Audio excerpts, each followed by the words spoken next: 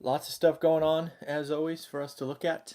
But first, I'd be remiss if I didn't remind you, if you are in the Fresno or Silicon Valley area, we are doing a free, I don't know, education training tomorrow in Fresno, and then holding my open house for this thing that you've heard me refer to as the hub, where we have all these real estate entrepreneurs there to help you. So tomorrow's going to be a big day. I actually still need to polish off my presentation, so we will. I'll be doing that later. So as of this morning, this is what I noted in the day. Hi Taylor, how you doing?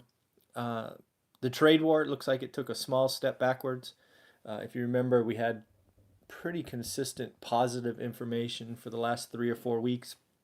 Looks like the United States, are kind of pushing back on yesterday's good news. Yesterday we sort of highlighted that. Hi, Jeffrey. Morning from California. How you doing, man? Hey, so we talked yesterday about potentially rolling back the tariffs equally. Apparently, that has not sat well with some of the power players in DC, and kind of being treated as retrading. If you don't know what retrading is, basically you come to an agreement and somebody else tries to slide something in. It happens a lot in real estate, so very familiar with that activity. Um, and we'll see what happens. It makes me a little nervous that this negative information happened on Friday, and we have a Saturday and Sunday ahead of us. So hold on tight. We'll see where this goes. Next up, notice that Elon Musk is gloating. Right there, they released, at least as the market saw it, a decent quarter, and their stock went up. It's barely up for the year, but it's up from where it's been.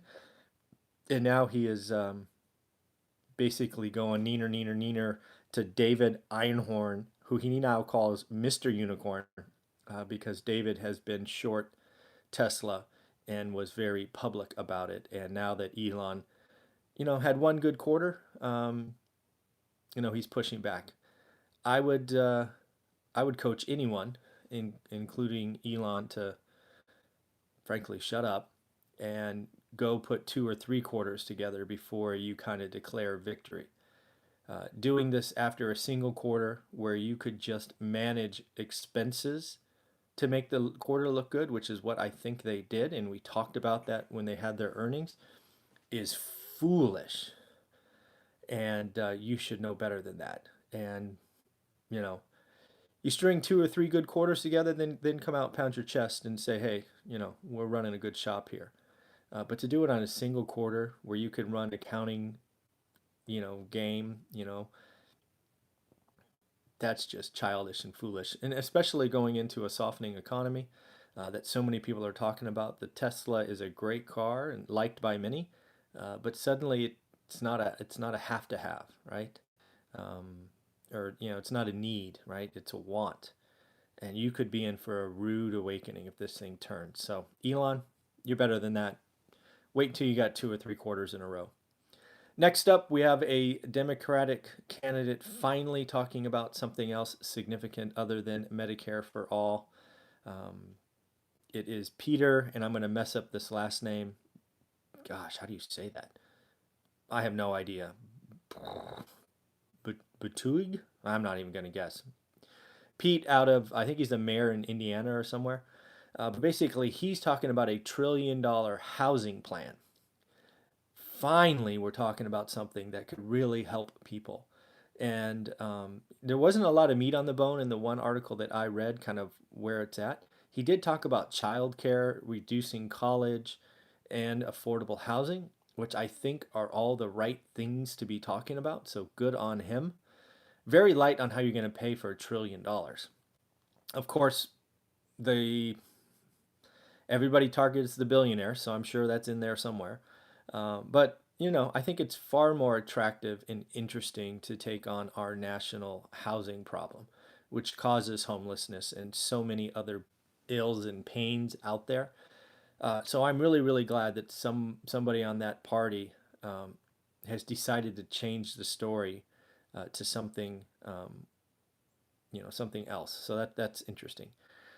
It looks like there's a lot of talk about some technology companies potentially being up for antitrust violations. And if you haven't been around for a couple of decades, just remember when Microsoft went through its antitrust, gosh, 2, 3 decades ago. Man, I'm old.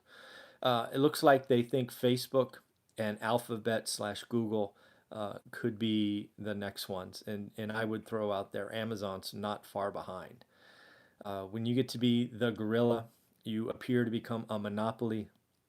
It raises the ire of the government, and they could be spending a lot of money and time fighting antitrust. And I don't know for sure because I didn't research this, but the Microsoft antitrust investigation, evaluation, whatever you call it, seemed to last years before there was any resolution. So just because it starts in 2020 doesn't mean it ends in 2020. So we'll see where that goes. U.S. consumer sentiment came out just before this video started. And obviously we track consumer sentiment big time on this channel because we're always trying to figure out what the consumer is doing, right? Is the consumer spending or saving? Right? Are they greedy or nervous? And it looks like it ticked up slightly. Went from 95.5 to 95.7. The numbers mean nothing to me. What I look for is the trend. And it looks like it ticked up slightly month on month, all because the trade war took a back seat, which is what we did a lot of discussions about. So to see our first point where the trade war could be stepping backwards, it is interesting to see, if that continues, does it impact the consumer sentiment again? Gap CEO is out. They had a bad quarter, and he was removed immediately. Usually, at least what I recall, CEOs, kind of exit more gracefully. I don't know how that went down, but I can just see him kicking him out the door, saying, "Thank you very much. You're done. Go away." And the one thing about this is Gap they were going to split the company between Old Navy and Gap, trying to unlock value. Specifically, Old Navy is kind of the crown jewel. And now there's questions, do they do that, right? Do they do that in this environment? Are they better together? What's going on? So it'll be interesting to see what Gap does heading into next year. Disney reported, actually had not great numbers, but it appears Wall Street is very happy about Disney stepping into the streaming wars. They're unique in that they have just this huge library of content, and more importantly, exclusive content that they have been building for decades. So there's a lot of hope that there's meat on the bone. My thought on streaming wars, again, not a stock person, but it seems like a race to zero or a race to cheap anyways. And with all the new entrants into the streaming wars, I think a lot of the profit is already out there, and there's a huge expense ramping up streaming services, I have to imagine. So it'll be interesting. I don't imagine that the profit will roll as quickly nor in size that these Wall Street guys are hoping for. But again, who knows? We'll see. And then lastly, it looks like Mike Bloomberg, who was the mayor of New York, I think, something out of New York, is talking about re-entering the presidential primary. I think this is interesting timing because he kind of ignores the last couple of months of all the mudslinging, which smart, very strategic, I think. Also, the reason why he sort of doesn't like what the current candidates are doing and fears their chances of winning are not great. So he's talking about potentially entering, and I think the best candidate should go in, and if you think you are, you should enter and see what the public says. So good on him.